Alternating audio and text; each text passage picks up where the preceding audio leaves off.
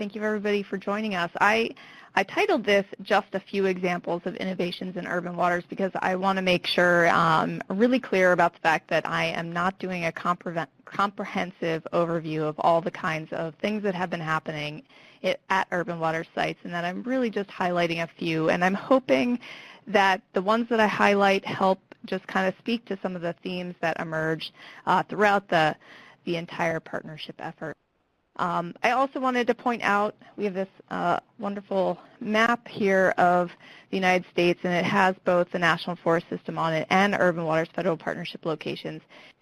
Some of the sites, they vary quite a bit in scale and size, and you can see that by the fact that some of them are actually quite hard to see, including the Blue River, which is one of the ones that I talk about a little bit today. These are, again, only a few sites that we're focusing on. The Forest Service is involved in locations throughout the country, and there are, as Surabhi showed us, there are 19 sites altogether.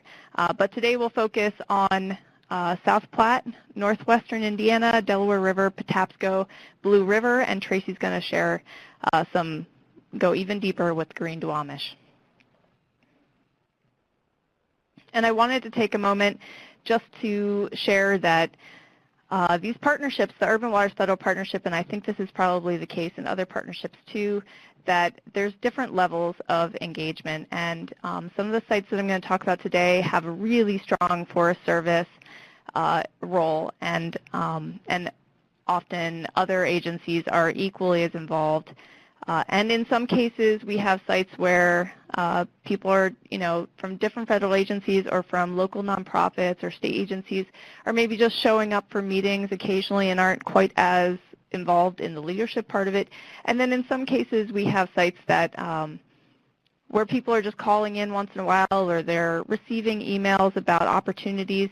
And the point I really want to make there is that all of those different scales of engagement are important. So even if you're not coming to every meeting that has to do with urban waters, or really super familiar with every partner who's involved in urban waters, even just connecting can have a really big impact. And I'll get into that a little bit more later. One of the ones I wanted to talk about was South Platte, and I spoke to Dana Coelho, who is our moderator today, and she can talk about these things in much greater detail, and it's always a pleasure to speak to her because it gives me a good sense for how very different the environment is there than in, say, the Delaware River where I am, but how there is still so many things that we can share and learn from each other, or I'm certainly learning from her. Two of the things that she shared with me were the Natural Capital Resource Assessment, which is a tool that looks at green infrastructure throughout the watershed, and another one called the Denver Area Water Quality Assessment Tool, which both of these things really make data accessible to people. And I think that was one of the things that we've seen throughout a lot of the sites in the Urban Waters Federal Partnership, is that there is a ton of data, a ton of research, a ton of information out there, but it can be very difficult for people to access it and very difficult to use it if you're not intimately familiar with the actual tools or resources or whatever. And so the fact that that we have these tools available now in sites like South Platte really means that that data, all that work that's gone into the collection of data or the research is able to be put to use in new, different, or more impactful ways.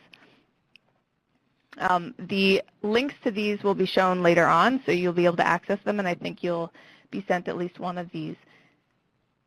And one of the points I wanted to make about the South Platte is that you can see just from this map on the side, the part of the Natural Capital Resource Assessment, that there is a really close relationship with the forest system there.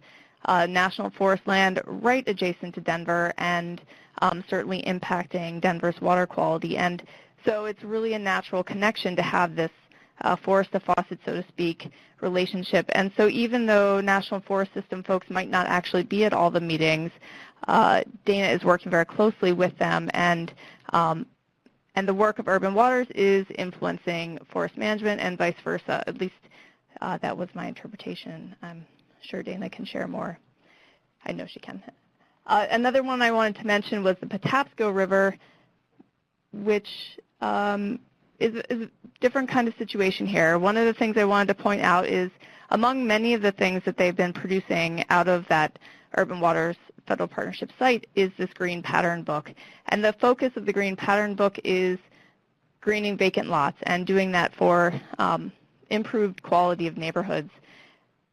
And I think one of the things I thought was really interesting when talking to Mike Galvin, the ambassador there in Patapsco River, is that while it isn't always that easy to say, okay, we created this green pattern book and X, Y, and Z happened, it does seem from talking to him that these really wonderful innovations do come out. And I think one of the real important points to make here is that Urban Waters Federal Partnership and other partnerships like this that create space for people to come together, it's that space of people coming together that does create an environment for innovation. So in this case, I wanted to highlight the fact that the Green Pattern Book influenced the Growing Green Design Competition in Baltimore, which was called Vacant Lots Transformed. One of the things Mike emphasized to me was that the competitors had to, or applicants had to be paired up with a design professional and a community member, and those projects had to be sort of co-designed that way. And one of the projects, a winning project, was the Flower Factory, and a really cool way of using vacant lots. The flowers are being grown for market value, and in talking to Mike, he was like, maybe that project would have happened anyway. And I think one of the things is that we just don't always know these things, and creating an environment for innovation is exciting and not always predictable, but you get really, in this case, really beautiful results. Now I'm at the Delaware River site and have been for 4 years. We also have, I actually see in the call, our first ambassador, Michael Leff, is on the call, and our current ambassador, Krista Heinlein, is on the call. One of the sites that has been really exciting to watch is the Phoenix Park in Camden. And one of the things I want to emphasize again here, not unlike the Flower Factory, is that I look at this project and I think the Camden County Municipal Utility Authority, which is the group that took the lead on this and did a lot of the work on it, probably would have made this happen either way. But the involvement of Urban Waters made it a lot easier for them to get peer-to-peer learning, to access grants, to have input on design decisions and things like that, to engage the community more effectively.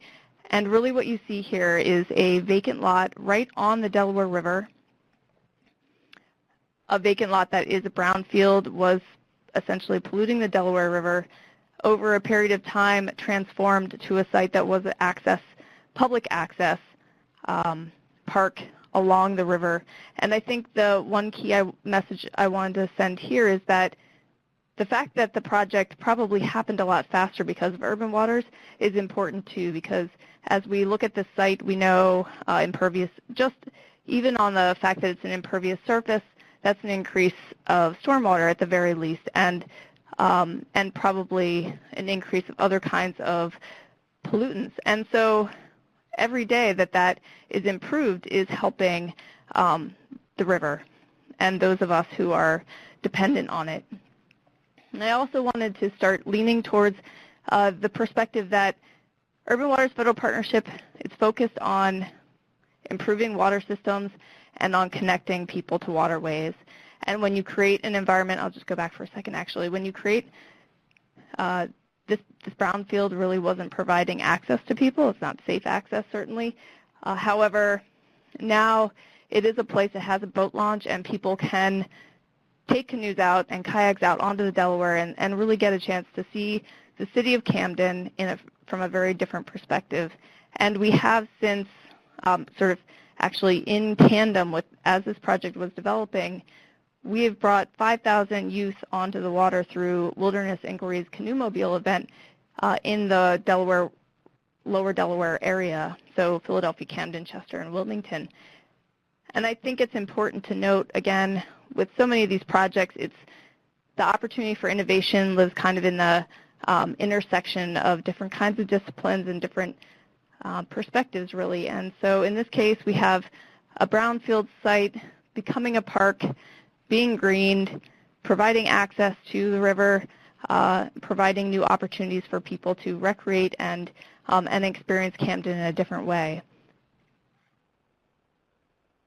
Kind of along those themes of innovation happening at intersections, this really interesting intersection in Northwest Indiana, I think, was completely unexpected on some level, and is probably important given so many people on this call are from sort of the urban forestry side of the world. Here in the southeast part of Pennsylvania, we're just starting to see emerald ash borer be a very significant issue, and likewise in New Jersey, it's right on the edge. And in Northwest Indiana, that emerald ash borer started coming in right about the same time, I think, from my understanding, as urban waters was happening. So the Urban Waters Federal Partnership helped create improved access to waterway for canoeing and kayaking, but part of that was as a result of the fact that there was an excessive amount of woody debris in streams, in particular Little Calumet, as a result of emerald ash borer. And that, you know, being somebody who was involved in Urban Waters Federal Partnership and involved in emerald ash borer work, I really hadn't thought about that intersection as something to be thinking about, and certainly they have in Northwest Indiana. So they've taken something that's been a challenge and they've really turned it into an opportunity, and now, like you can see in this newspaper article, people are able to observe bald eagles as they access Little Calumet. And in addition, there's now an improved access to the river for people with physical challenges. And the last one I wanted to mention for today is the Middle Blue River in Kansas City. And I see that Jeremy Peichel is on the call, and this is one of those examples, I think, of a site where the Forest Service hasn't been, you know, intimately involved in the sort of facilitation of this group, but has been involved in the partnership. And when I was talking to Jill Erickson, the ambassador there, she mentioned that it's in part because Jeremy had been calling in to calls that they were able to learn more about some of the competitive funding opportunities available to them. And one of the things that they are trying to do is use vacant lots as a way of conserving land to protect people from flooding and to improve conservation outcomes. And again, that's one of those intersections that makes a lot of sense for the Forest Service. I think that we have these areas that, you know, I think one of the consistent themes that we see in these sites is that forest to water connection and the opportunity to kind of do both at the same time. So just to wrap up, I wanted to say that some of the themes that came out were that federal programs continue to be difficult to navigate. And since we have a lot of federal agencies on, or individuals from federal agencies on this call, I think it's important to mention that it doesn't stop being important. We have to continue to engage, and having those one-on-one relationships does help people access information, even if that's even through email or phone or that sort of thing.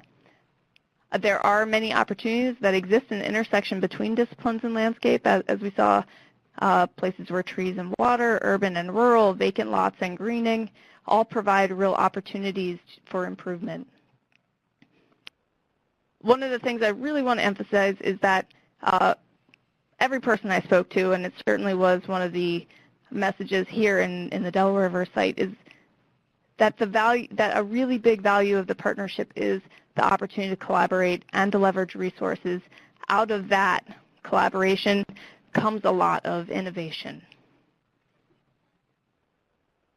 Another thing that was a little surprising to me, I thought, I didn't realize it was quite so consistent across sites, that greening of vacant lots and impervious areas for water quality improvement was something that became a real theme, and that was being done through greening in particular, and that connecting water quality improvements to recreational opportunities in waterways was also a big theme. Just wanted to end by saying that there are a lot of opportunity, there's a lot of information available to us, and that I've just highlighted a couple that were really useful for some of the folks that I spoke to or came out of some of these sites, and that I'm happy to share those with you, and I think that you will be getting an email about that. Okay, I'll turn it over to Dana now. Thank you.